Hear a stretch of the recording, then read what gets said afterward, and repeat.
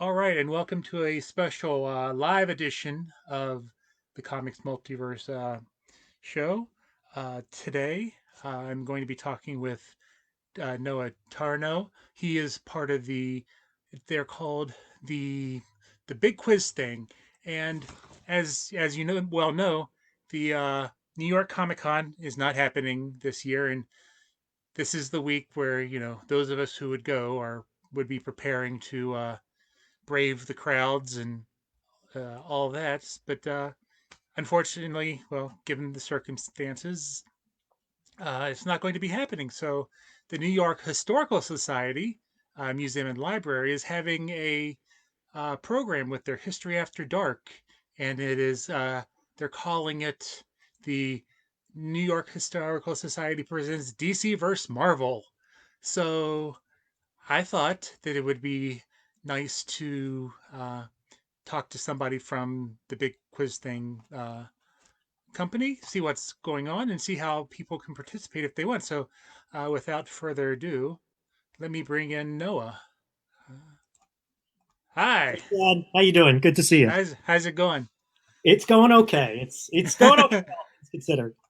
What a loaded So, question in 2020, huh? yeah, yeah. Choose from the following answers.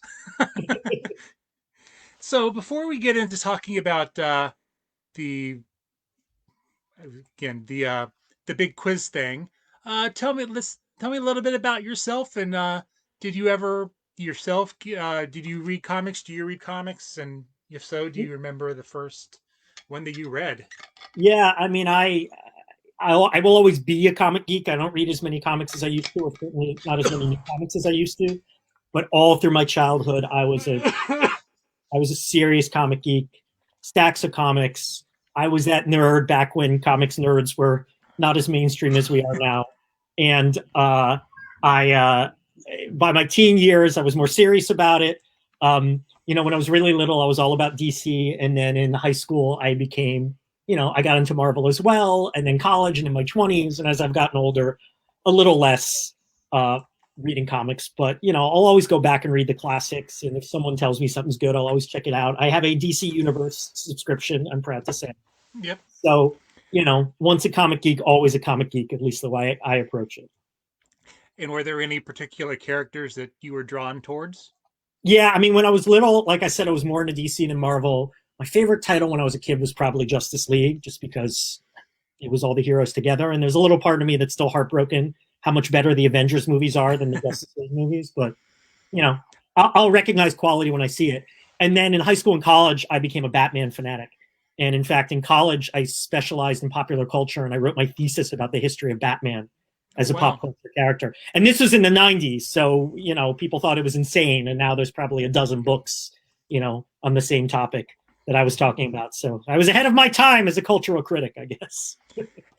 And you are also the creator owner of the big quiz thing? That's right. I founded this company about 18 years ago in New York. I'm in California now. And, the idea at first was just to do like a pub quiz type thing back when those were more rare in New York and the United States. It Mm-hmm. was more British thing then. The idea was to do it, but just a little more higher production, not really in a pub, more in a showroom. And after a few years, we started getting into corporate and private events. And now we're a national company. We do hundreds of events all over the country every year. This year, mainly virtually, but mainly corporate and private. But Mm-hmm. occasionally, we'll partner with a company, an organization like the New York Historical Society. We've been working with them for more than 10 years. Yeah. And, they will kind of bring us in to do events for the public. So we've done a number of events in their physical museum. Mm-hmm. But this year, of course, we're doing virtual events. We're doing this. And in November, we'll be doing a 90s themed event for them as well. Oh, So great to work with interesting. them.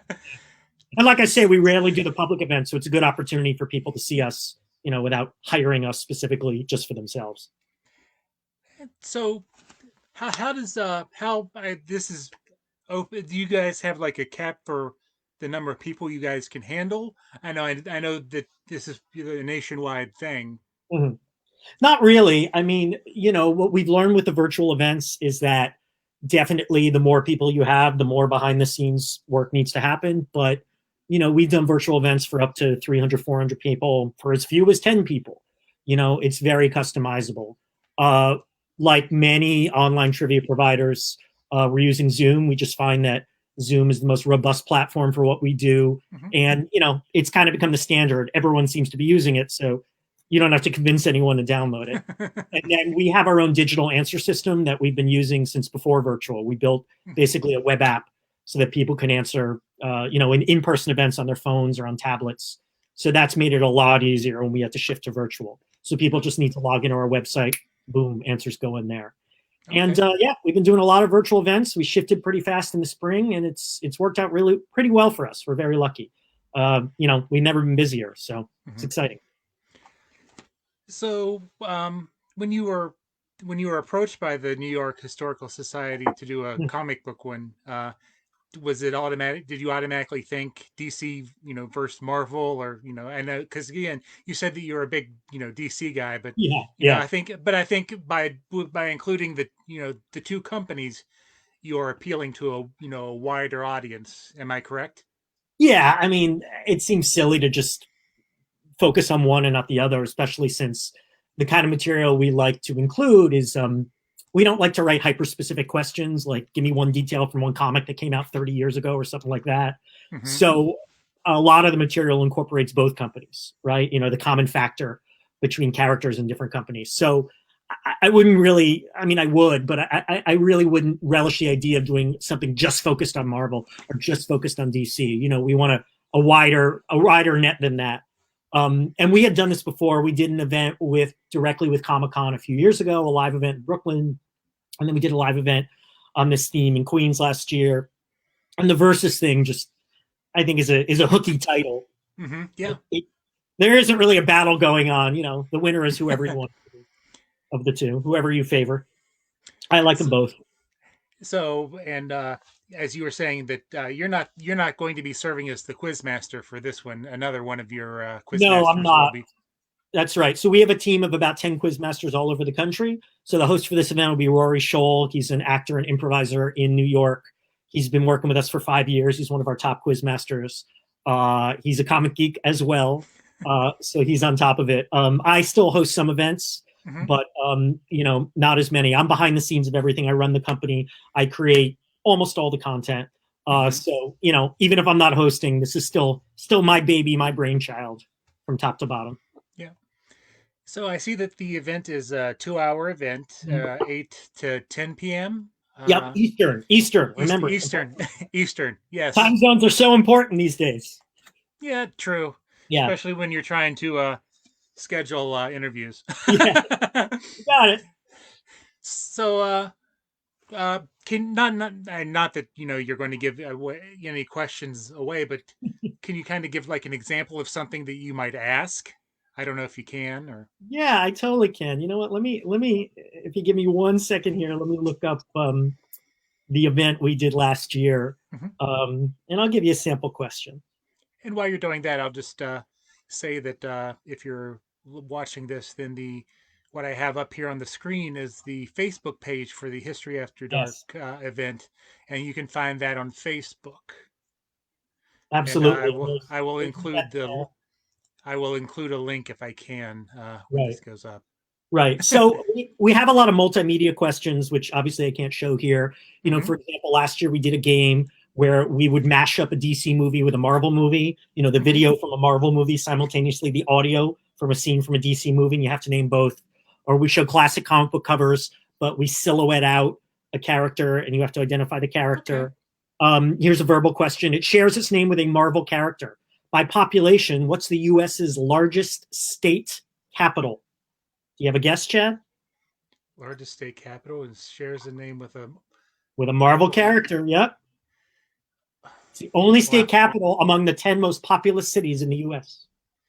I wow, I didn't know this was going to be put me on the spot, but I know. Here you go, Chad. You asked for it, man. and I'm trying to run through my I'm trying to vamp while I run through my state capitals. Let me know if you Uh, need a clue. sure, I'll take a clue. The Southwest. Southwest. Oh wow.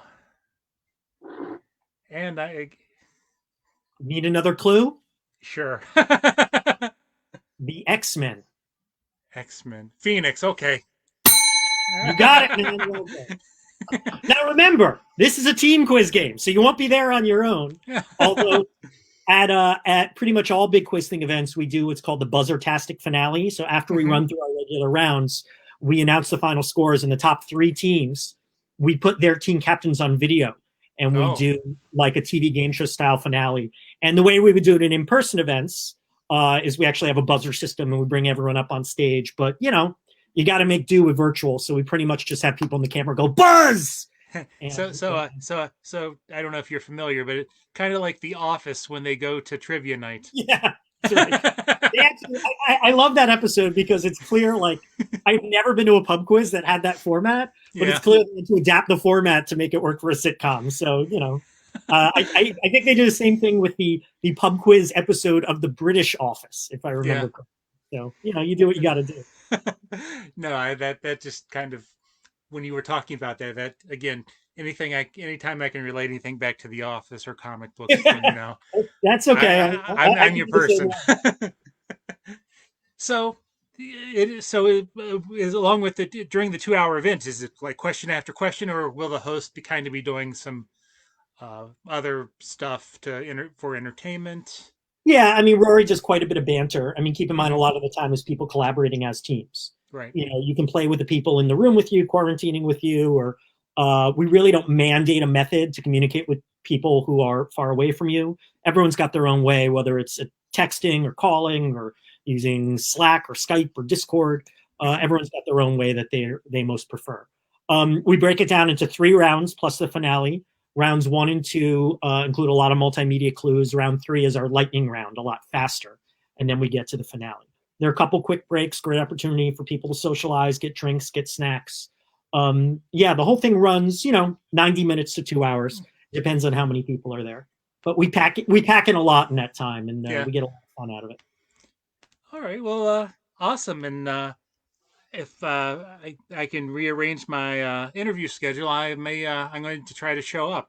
Yeah, check it out. The unfair uh, advantage now. You know that Phoenix question. yes. No, it's from last year. It's from last year. But no, it's a lot of fun, and part of the reason I got in the trivia business is to do questions about write trivia about stuff I'm interested in. So this is Hmm. fun. If someone wanted me to do a quiz show on a topic I have no interest in, people have said, "Hey, do you want to do Game of Thrones?" And I'm like, I watched half of one season. You got to pay me a lot to get me to do that. Yeah. But DC and Marvel is a joy for me, and New York Historical Society is great to work with. We used to do a lot of events for them on President's Day, another topic I have a lot of interest in. So, you know, they've let me have a lot of fun over the years. And so, well, where can people, to find out more about you and your company, where can people go? Sure. They can go to bigquizthing.com. You can learn all about our corporate and private events right now, virtually nationwide. Also, our upcoming public events. As I said, we are doing public events from time to time these days. We do a lot of fundraisers these days. And a Hmm. great thing about virtual is no matter where we are, you can play. We have the very next night, we're doing an event for Museum of Massachusetts. We have an event coming up for a charity in St. Louis. In the before times, you had to be in St. Louis to play. Now, anyone, anywhere can have fun and help support some good causes.